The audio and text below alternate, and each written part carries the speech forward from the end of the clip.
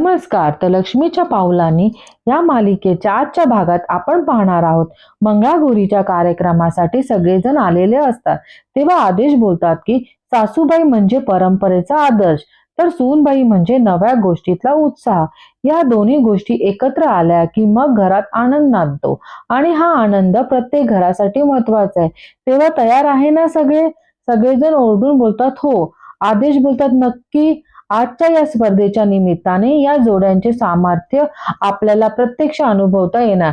चला तर वळूया स्पर्धेकडे.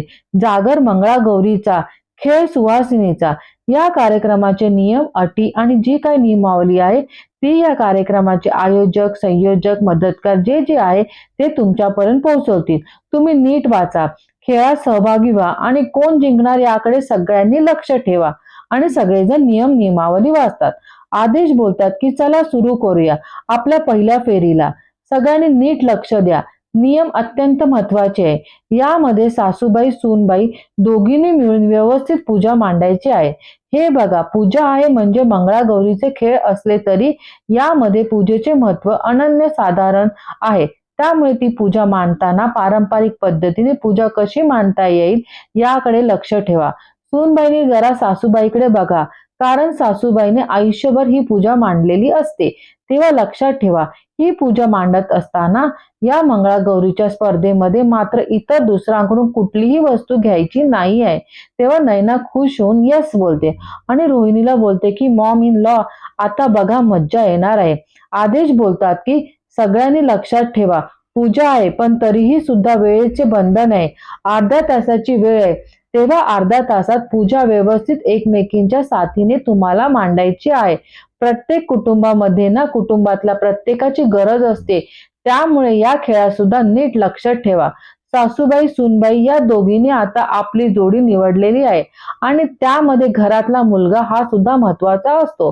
तोच कधी कधी बिचारा भरडलाही जातो. आता गरज आहे मुलाला त्याच्या साथीदार निवडण्याची आणि ही संधी मुलांना मिळणार आहे. आणि साथीदार निवडताना असा निवडू शकतो जो तुमच्या मदतीला कायम उभा राहील आणि त्यातून तुमचं नातं, तुमचा विश्वास हा अधिक दृढ होईल. चला तयार आहे सगळे? आता निवडा तुमचा जोडीदार. तेव्हा आबा बोलतात की अद्वैत ठरव की लवकर. आदेश अद्वैतला बोलतो की काय रे, तुझं ठरलं नाही का? तुझ्यावर कोणाचा जास्त विश्वास आहे? तेव्हा अद्वैत बोलतो की नाही ठरत आहे ना सर, फक्त मला सांगा, तुमचा पार्टनर म्हणजे तुमची सगळ्यात मोठी सपोर्ट सिस्टम ना, म्हणजे अशी व्यक्ती जी खंबीरपणे छोट्या मोठ्या अडचणी सुद्धा उभी राहते. तुम्ही एखादी गोष्ट करत असा तर त्या मागचा तुमचा जो हेतू आहे तो कायम चांगलाच असतो असे मानेल. तेव्हा सरोज मनात विचार करते की अद्वैत मलाच निवडणार, पण मग मी खेळते तर त्याची जोडीदार म्हणून मी कशी जाणार? तेव्हा अद्वैत बोलतो की ती व्यक्ती आहे मिसेस खरे. तेव्हा संगीता खूप खुश होते आणि बोलते की जावई बापूने माझी निवड केली. आदेशजी बोलतात की अद्वैत तुला बरं जमलं आहे. तेव्हा संगीता मनात विचार करते की एवढा विश्वास आहे अद्वैतरावांचा माझ्यावर. अद्वैत बोलतो की अहो मिसेस खरे, विचार काय करताय, या जॉईन करा आम्हाला. आपण सगळ्यांची विकेट काढायची आहे आता. तेव्हा संगीता खुश होऊन बोलते की या सासू आणि जावईची जोडी जग्गात भारी. तेव्हा अद्वैत सरोजकला आणि संगीताला बोलतो की आपण सगळ्यांनी एकत्र खेळू. तेव्हा सरोज जरा नाराज होते. आदेश बोलतात की आपण इकडे सासू सुनाबद्दल बोलतोय, पण सगळ्यांच्या एक लक्षात आलेलं आहे का, इकडे जावई आणि सासूबाई ही सुद्धा जोडी आहे, ओळख करून द्या तिची. तेव्हा अद्वैत बोलतो की मी अद्वैत चांदेकर आणि या माझ्या सासूबाई मिसेस संगीता दिनकर खरे. तेव्हा सोहम सुद्धा विचार करतो की कुठली जोडी निवडू. तेव्हा अनामिका सोहमला बोलते की सोहम काजल, खेळताना तुझ्याबरोबर तशी तुमची केमिस्ट्री चांगलीच आहे. तेव्हा रजनी बोलते की अनामिका नको, अगं राहू दे, आपण बघू. तेव्हा अनामिका बोलते आई राहू दे, आणि मला ना बघायचं आहे यांच्या मनात अजून काय. तेव्हा रजनी बोलते की नको ना. मध्ये सोहम बोलतो की ठीक आहे. तेव्हा काजलला बोलवतो आणि बोलतो की काजल इकडे ये, तू माझी पार्टनर आहे. आता आदेश बोलतात की या फेरीमध्ये ज्याची सजावट सर्वोत्तम ठरणार आहे त्या जोडीला आरतीचा मान मिळणार. आणि सर्वजण टाळ्या वाजवतात. तुमची वेळ सुरू होते आता. आणि सर्वजण पूजेचे सामान आणून तयारीला लागतात. तेव्हा नैना कला पूजा कशी मांडते ते बघते आणि करते. तेव्हा रोहिणी नैनाला बोलते की तू मला सांगणार होतीस ना कसली मजा येणार आहे. तेव्हा नैना बोलते की मॉम इन लॉ, तुम्ही कलाकडे लक्ष द्या, खरी मजा तर तिकडेच आहे. तेव्हा कला पिशवीमधून दिवे शोधत असते, पण तिला ते सापडत नाही. तेव्हा आदेश बोलतात की शेवटची 10 मिनिटं राहिली आहे. नैना बोलते की आता तिची पूजा तर मांडून झाली आहे, आता ती शोधाशोध करायला लागेल. तेव्हा सरोज बोलते की काय ग, काय झालं?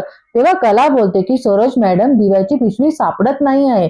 तेव्हा सरोज बोलते की अगं असेल ना इथे. तेव्हा कला बोलते की नाही सापडत आहे. तेव्हा नैना बोलते की आता ही इथे पॅनिक होईल आणि आता तिकडे अद्वैत. तेव्हा कला अद्वैतला इशारा करून सांगते की पिशवी सापडत नाही आहे. तेव्हा अद्वैत तिच्याकडे जातो. कला बोलते की अरे, दिव्याची पिशवी सापडत नाही आहे चांदेकर. तेव्हा अद्वैत बोलते की अगं, त्या सामानामध्ये चेक कर, त्यातच असेल सगळं. तेव्हा कला बोलते की मी बघितलं आहे, नाही सापडत आहे. तेव्हा अद्वैत बोलतो की ठीक आहे, मी चेक करतो आणि तिला पिशवी आणून देतो. कला पिशवी उघडून बघते तर दिवे फुटलेले असतात आणि अद्वैतला सांगते की दिवे फुटलेले आहे. सरोज बोलतो की अरे, असं कसं झालं? अद्वैत बोलते की पटकन सांगा, आता काय करायचं? कला बोलते की सगळे दिवे फुटले आहे चांदेकर, आता काय करायचं? तेव्हा नैना खूप खुश होते. अद्वैत कलाला बोलतो की 1 सेकंद थांब, मी आलोच, आणि ती दुसरी पिशवी आणतो. त्यामध्ये दिवे असतात आणि कला बोलते की ही पिशवी कुठे होती? तेव्हा अद्वैत बोलते की ही दिवे मी वेगळ्या पिशवीत ठेवले होते. तेव्हा कला खूप खुश होते आणि अद्वैतला थँक्यू बोलते. तेव्हा नैना रागावूनच बोलते की हे कसं शक्य आहे? तेव्हा रोहिणी बोलते की कारण तू नैना आहे. तेव्हा कलाकडे वाती नसतात. अद्वैत बोलते की आता काय झालं? तेव्हा कला बोलते की वाती आणि एक कपडा फाडते आणि सरोजला बोलते की सरोज मॅडम, त्या वाती वळा, म्हणजे त्या पेटतील. तेव्हा सरोज वाती करते. अद्वैत बोलते की wow, good, keep it up, all the best, आणि आपल्या जागेवर जातो. कला दिव्याच्या वाती करते. तेव्हा आदेश बोलतो की 10 सेकंद राहिली आहे आणि काउंटडाऊन चालू करतो आणि बोलतो की वेळ संपली. बायकांची पूजा मांडून झाल्यावर आदेश चेक करायला येतात. आदेश सगळ्यांची पूजा चेक करता करता आदेश कलाच्या पूजेकडे येतात आणि बोलतात की अरे वा, दिवे एकदम ताजे हाताने बनवलेले दिसतात. तेव्हा कला बोलते की हो, कारण आम्हाला सगळे दिवे काल रात्री हाताने बनवावे लागले. तेव्हा कलाला आठवतं की अद्वैतला झोप येत नाही. तेव्हा तो बोलतो की किती थकली आहे बिचारी, आणि त्याला आठवतं की खरेने मला सामान चेक करायला सांगितलं आणि तो सामान चेक करायला जातो. तेव्हा त्याला दिवे सगळे फुटलेले दिसतात. तिथे कलाला जाग येते आणि बघते की अद्वैत नसतो. तेव्हा ती गेस्ट रूम मध्ये येते आणि बोलते की चांदेकर, तू इथे काय करतोयस? तेव्हा अद्वैत बोलतो की मी साहित्य चेक करायला आलो होतो, ते सगळं जाऊ दे, हे बघ हे काय झालं. तेव्हा कला चेक करते आणि बघते, अरे हे कोणी केलं? तेव्हा अद्वैत बोलतो की कसं झालं ते सगळं जाऊ दे, आता उद्या आरस कशी करणार? तेव्हा दोघे बोलतात की बनवूया, मी इथे सगळी तयारी करतो, तू साहित्य घेऊन ये, आणि दोघे जण दिवे बनवायला लागतात.